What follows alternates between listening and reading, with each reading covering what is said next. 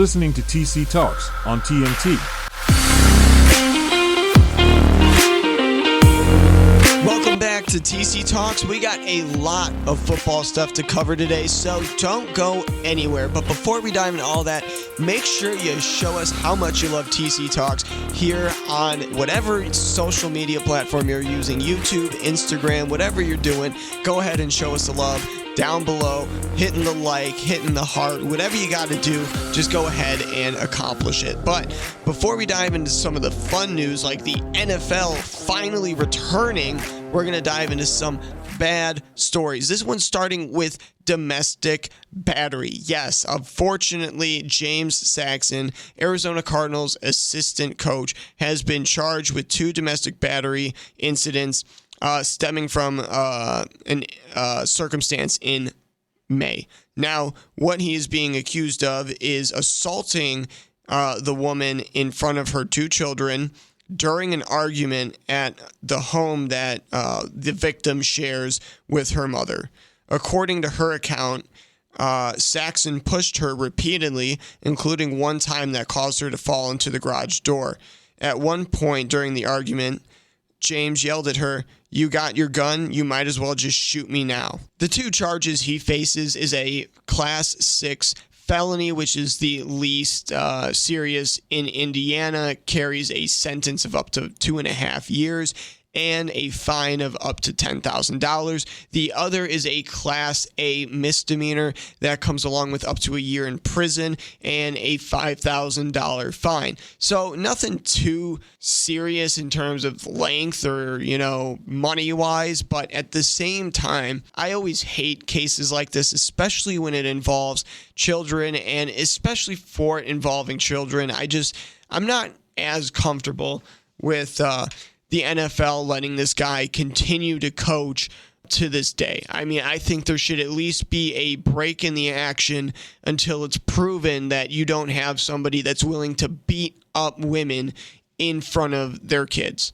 That's just how I personally feel. I understand if the NFL doesn't want to necessarily take that position, but at the same time, that just seems fair. Okay, this guy is being accused of beating up a girl in front of her kids. I don't think we want to be hanging around that guy. Even if you heard that on the street, let's take it back, all right? You're back in college, or maybe you guys in high school, you're just out there, going in the hallway, trying to go to, I don't know, what do you guys go to? Home ec? In either case, you go out there, you're just walking in the hallway, and you're like, oh, this guy Brian in my class seemed pretty cool. We're gonna go, hang out after school. And then somebody goes, Brian's a weirdo. And you're like, really? And they're like, yeah, you shouldn't hang out with Brian. Are you gonna go hang out with Brian? I mean, perhaps if it's really just that loosely based, where it's like, it's just, yep, he's a weirdo and that's it. But, maybe if they give some light reasoning, some gray area of Brian's life, you would start to be a little bit more hesitant. And that's exactly what this situation is. It's just a little bit of gray area that the NFL has to be able to pick what side it's on. And I think that Major League Baseball kind of stepped in the right direction with what they did. They decided to distance themselves from the gray area as opposed to almost embracing it, which it seems like the NFL has done repeatedly, especially throughout my lifetime. But in either case, for this specific situation, I know it's not a major coach. I know it's not the most flashy or the biggest of all stories, but at the same time, I do think that this is it's bad to pair with the precedent that they're trying to set with Deshaun Watson. I mean, it just rubs me the wrong way, and I hope you guys can understand why that would be the case. But speaking of Deshaun Watson, Roger Goodell has appointed a former attorney general to hear the appeal of the Watson suspension. And that is going to be former New Jersey Attorney General Peter C. Harvey. And that's to be able to go in, and basically the league is going to be pitching to him essentially why the suspension should be indefinite and a minimum of 1 year. And whoever is representing Deshaun Watson's obviously going to come out and say the opposite side of that. So it's going to be exactly what we've seen. It's going to be exactly what we heard. But I thought you guys would just want a quick little update as to what's going on with that Deshaun Watson debacle, because we have been hearing all about, is Roger Goodell going to do it? Is he going to get someone to do it? What's going to be the situation? So it seems like he is going to hire someone to give him the answer that he's going to tell this guy to give him. If that made no sense, that's exactly what I was going for, because that's exactly what the NFL is going for. None of it made sense. They came out being the good guys. That's all you know. They suspended Deshaun Watson for over a year indefinitely. That's what they wanted. They got all of his money too, because it's all about the Benjamins. And there's nothing really much else to say after that if that's how it unfolds. The NFL is the good guy. Deshaun Watson's gone for a year, and that's it. And I will say that the biggest thing out of this case is Deshaun might feel he should appeal it. But if he does and he goes and appeals it, I don't think he's going to win, because he signed a contract with the NFL that said that the NFL / Roger Goodell, being the NFL, speaking for it, would get final say, period. You've heard the language, you've seen it all before. They get final say, no ifs, ands, or buts. So if you bring that to a judge and they're like, do you not see this right here where it says they have final say on your punishment, no ifs, ands, or buts? And then Deshaun's like, that's not the point. They're going to be like, no, that's exactly the point. They are able to tell you how long you're suspended. This is their league. You just play in it. Your contract stipulates that you have to agree to whatever punishment they dish out to you, so you just got to go and take it. But in either case, we'll let the Deshaun Watson case play out, and maybe when it finalizes, we'll get back to it at some point. But until then, that's all the Deshaun Watson news that I could stomach, so I'm sure you guys are also tired of it as well. But in minor big news, I know it's big news, but it's minor news, because those two quarterbacks that met in the Super Bowl, they are both sidelined right now at one of the last weeks of training camp. As you guys know, the preseason is starting next week. The Bears start at 12 p.m. on the 13th. That's Saturday. So thankfully, it's the day before my sister gets married. So then I will be able to enjoy the game, get properly dizzy, and be able to enjoy it the way I should, because that's how well this season is going to go. But in either case, football is back. And unfortunately for Matthew Stafford, that means tendinitis is back too. And not just back, but back with a vengeance. He has been dealing with it the whole offseason, and now that the season is closing in, it is still affecting him, and it's cause for concern. Now, it's not a huge front line, head page, oh my gosh, Matthew Stafford is not going to play this season news as of yet, that he has been reported to make progress by his head coach.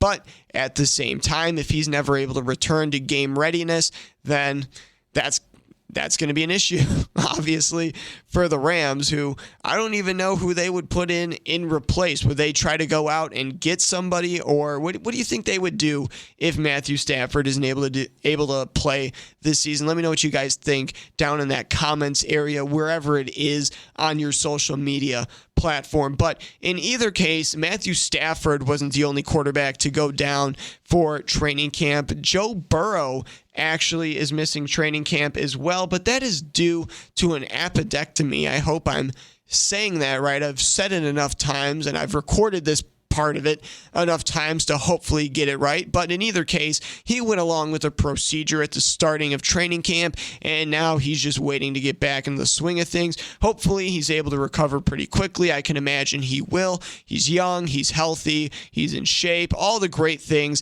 that you love about being young and in shape. He is. So that's fantastic. Hopefully he's able to start at the beginning of the season, maybe get a few snaps in the preseason. Who knows what he's going to be doing? But in either case, it's good to see that the Bengals enjoy his presence, at least feel uplifted by Joe's spirit. So that just kind of goes to show you the kind of person Joe Cool really is. But the Jacksonville Jaguars looked exactly as well as you would have expected them to play in their first preseason game. They did not look good from start to finish. A little bit better to end the game than to start the game, especially because that started with a fumble. But in either case, they did a great job overall. Even returned a kick for a touchdown. Unfortunately, undisciplinedness on the special teams unit resulted in a hold, which brought that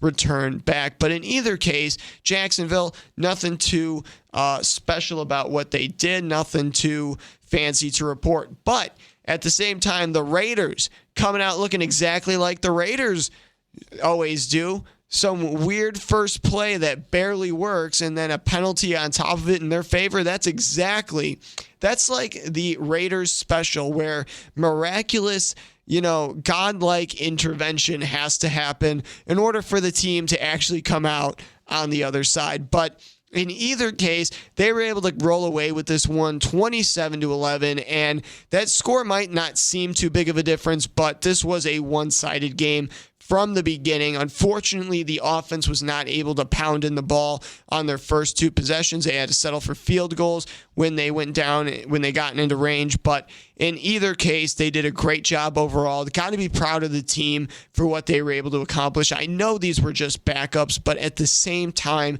just the intensity, the level of energy is exactly what you'd want to see. And for the Raiders, that just kind of, for me, speaks to where this team is at. It seems like they're ready to be true competitors, and I think it's going to be interesting to see in this upcoming season. But let me know what you guys think down in the comment section below on those Raiders. Are they going to be ready to compete in the AFC, especially with such a tough division? Now we're going to transfer back to baseball because the Chicago Cubs have finally won.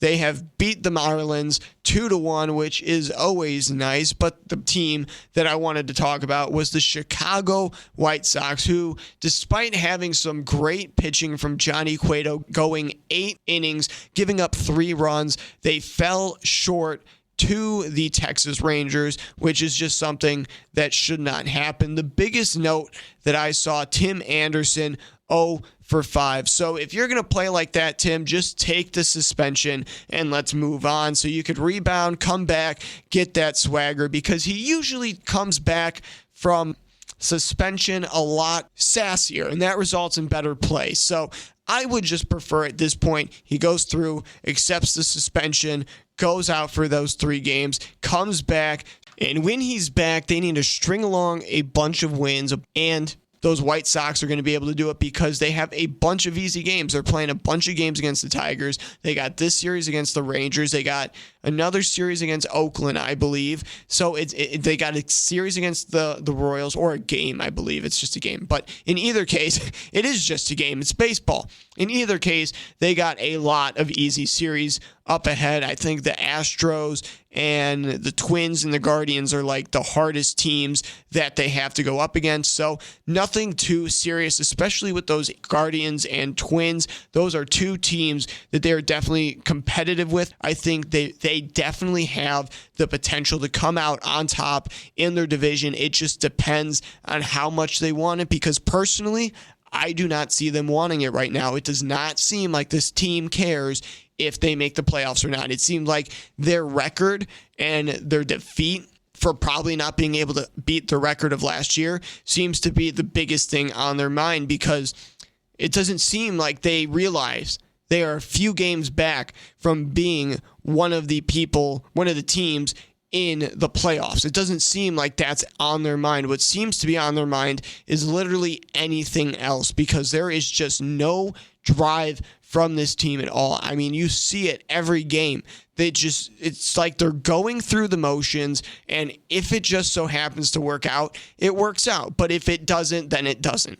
That's just what I'm seeing. Let me know what you guys think down in the comment section below. Do you agree with me that the White Sox are falling off? Is it nice to see the Cubs winning a few games, especially after being beat by their division rival Cardinals for so long? It's always nice to see baseball in its full swing, and hopefully we could see at least one of these Chicago teams in action in the postseason, but it's going to come down to if the Chicago White Sox can truly rebound and come back from it. If you guys enjoyed the video, make sure you let me know all the ways you know how. You know what to do with the sharing, subscribing, liking, commenting. Make sure you tell all your friends about us. You know what to do. Until next time, peace.